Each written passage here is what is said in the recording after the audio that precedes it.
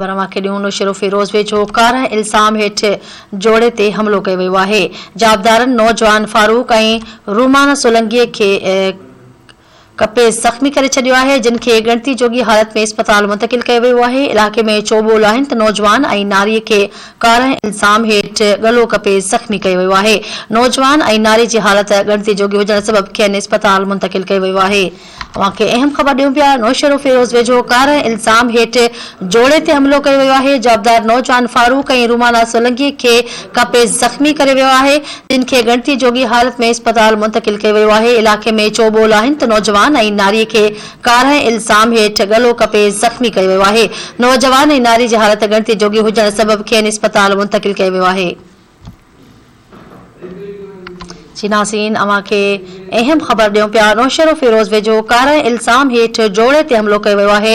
जाबदारनि नौजवान फारूक ऐं रूमाना सोलंकीअ खे कपे ज़ख़्मी करे छडि॒यो आहे, जिन खे गणती जोगी हालत में अस्पताल मुंतकिल कयो वियो आहे। इलाक़े में चोबोल आहिनि त नौजवान ऐं नारीअ खे कारा इल्ज़ाम हेठ गलो कपे ज़ख़्मी कयो वियो आहे। नौजवान ऐं नारीअ खे गणती जोगी हालत में अस्पताल मुंतकिल कयो वियो आहे।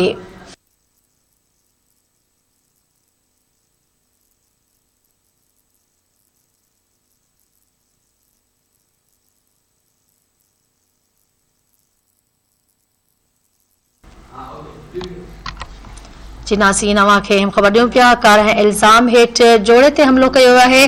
जोड़े ते गलो कपे हमलो कयो वियो आहे। जाबदार नौजवान फारूक ऐं रूमाना सोलंकी खे गलो कपे ज़ख़्मी करे छडि॒यो आहे, जिन खे गणती जोगी हालत में अस्पताल मुंतकिल कयो वियो आहे। इलाक़े में चोबोल आहिनि त नौजवान ऐं नारीअ खे कारा इल्ज़ाम हेठ गलो कपे ज़ख़्मी कयो वियो आहे।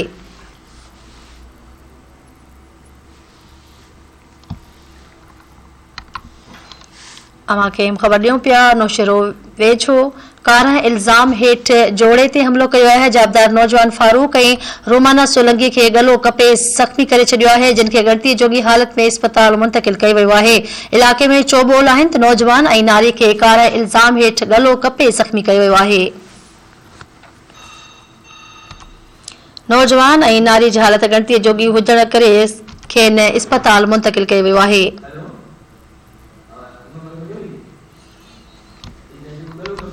नाज़रीन, अवांखे ख़बर ॾियूं पिया। नौशेरो फिरोज वेझो कारा इल्ज़ाम हेठ जोड़े ते हमलो कयो वियो आहे। जाबदार नौजवान फारूक ऐं रूमाना सोलंकी खे गलो कपे ज़ख़्मी करे छडि॒यो आहे, जिन खे गणती जोगी हालत में अस्पताल मुंतकिल कयो वियो आहे। धरती टीवी न्यूज़ जो रिपोर्टर इमाम बख्श मशहूरी लाइन ते मौजूद आहे। जी इमाम बख्श।